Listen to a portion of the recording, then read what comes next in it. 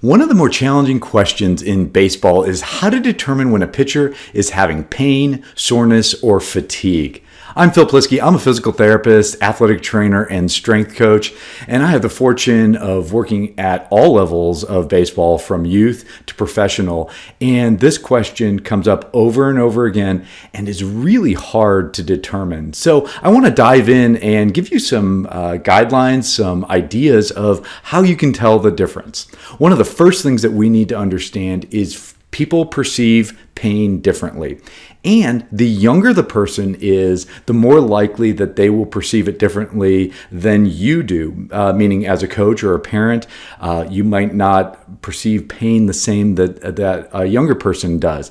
And when I say younger, I'm saying that this goes all the way through college, that depending on the person's previous experience of pain, they may be very sensitive to pain, they may not, just how they're internally wired. So this is what makes the question so hard to answer, because we all perceive pain differently.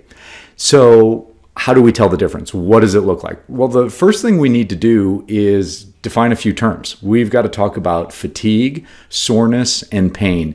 And these can occur on a continuum, meaning it can start out as fatigue and then become soreness a few days later, and then ultimately develops in pain. Or they can occur independent of each other. So it's really important to understand, though, that they're very closely intertwined and have some similar characteristics. But let's start off with fatigue. Definition of fatigue, kind of give you an idea, some of the characteristics. Muscles feel tired. They feel full, blood engorged, that type of thing. Fatigue may start to change your mechanics and your ability to locate pitches.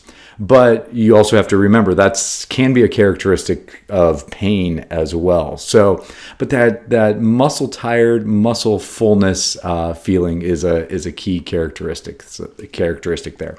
Soreness usually develops within 24 to 48 hours after the activity and resolves by 72 hours. So we want to think about that. We're not going to have necessarily immediate soreness when we're talking in terms of delayed onset muscle soreness. This is going to be something that's after the activity the next day, as those metabolites and things like that are in the area and being removed. We get a local inflammation there. Frequently, and it should be, multiple areas of the body, multiple muscles.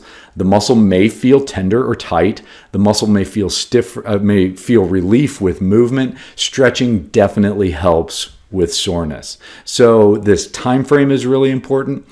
Where it's located, that it's in the muscles, as well as that stretching kind of helps it, and we feel it in a lot of different areas. Pain, on the other hand, usually is localized to only one place. It tends to come on more quickly. It's a sharper quality, but that sharpness may be deep in the joint as well. And it's either in the bone or the joint, unless we have a true trauma where we know it's in the muscle and there's actually a trauma there. And this tends to linger more than 3 days. It gets worse with activity. The more activity you have, the worse it feels. So we've got a lot of different characteristics here, but as you can see, these characteristics can overlap each other a little bit, and that's what makes it a challenge. So how do we do this? Well, it's multifactorial. We can't just take and go, oh, well, it's located here, so that must be it, or it's been going on for more than 72 hours, so it must be pain. We have to put it all together. Also understanding how our player perceives pain. I will say, though, I think most of the time, most coaches and parents tend to diminish or minimize their players' pain. And so I want to caution you against that. But here's some ways to look at it. First step, try to define it. Does it meet the characteristics of fatigue, soreness, or pain? Really dive into that. Like, where is it located? What does? How long does it last? When does it come on? What relieves it? What makes it worse? Try to define it. Try to put it in that one of those categories there. on that where is it located concept, this can give us a lot of insight. So when we think about this, where are good and bad places, and maybe can we differentiate what pain and soreness looks like? So if we are going to have fatigue or soreness, it's good if we see it in the back of the shoulder here, in those muscles in the back of the shoulder, in the glutes, in the abs. This is where we want to feel fatigue and soreness. If unless there's a very acute injury where like something happened and we know it's a real sharp localized pain, these are exactly where you want to feel soreness, fatigue with pitching. This is perfect. Anytime a player tells me, "Oh, I'm hurting," and they show me these areas, I love it. I say, "Oh, that's great." And this is a good opportunity to teach the player the difference between soreness, fatigue, and pain, because this is either soreness or fatigue depending on what time frame it's happening. Now, we have some areas that I'm going to put red dots. These are areas that are almost always considered pain. Right in the front of the shoulder, right on the bony area of the shoulder, and on the inside of that elbow, right on the bone or just off of the bone there.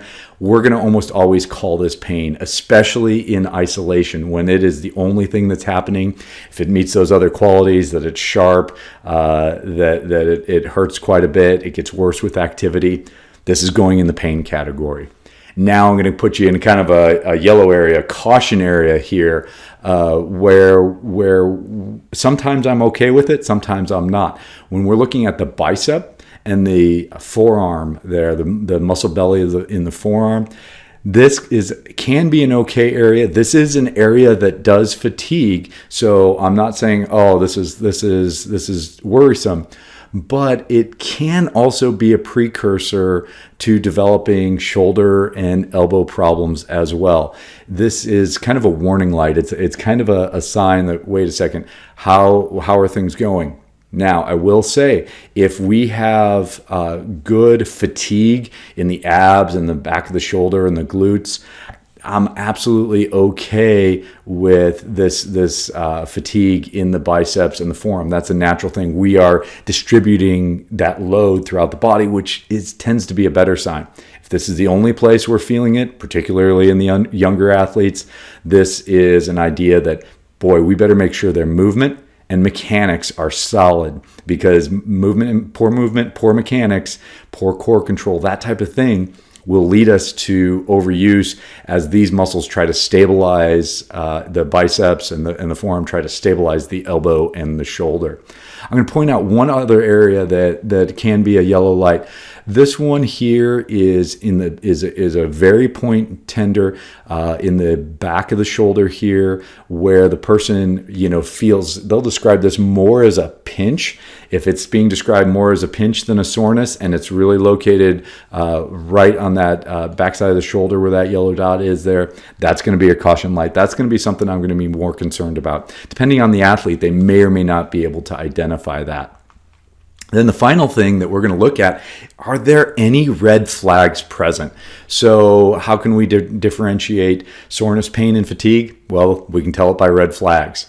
First of all, if we're taking Advil or Tylenol for the feeling, for the sensation that we're having, that is pain. And so we really should not be taking Advil, Tylenol either to be able to pitch or after pitching, because that's not normal. Now if the soreness is that bad, it's probably actually pain. If it is soreness, we want them to actually feel that soreness so they can kind of guide themselves through over the next day. So that evening we're gonna do our tissue recovery. We're gonna do our exercises to help recover that day of pitching, as well as throwing the next day, doing some additional recovery exercises the next day, and kind of having a very solid plan of recovery after pitching. But these are not vitamins. I've got to tell you this. Remember, we're not deficient in ibuprofen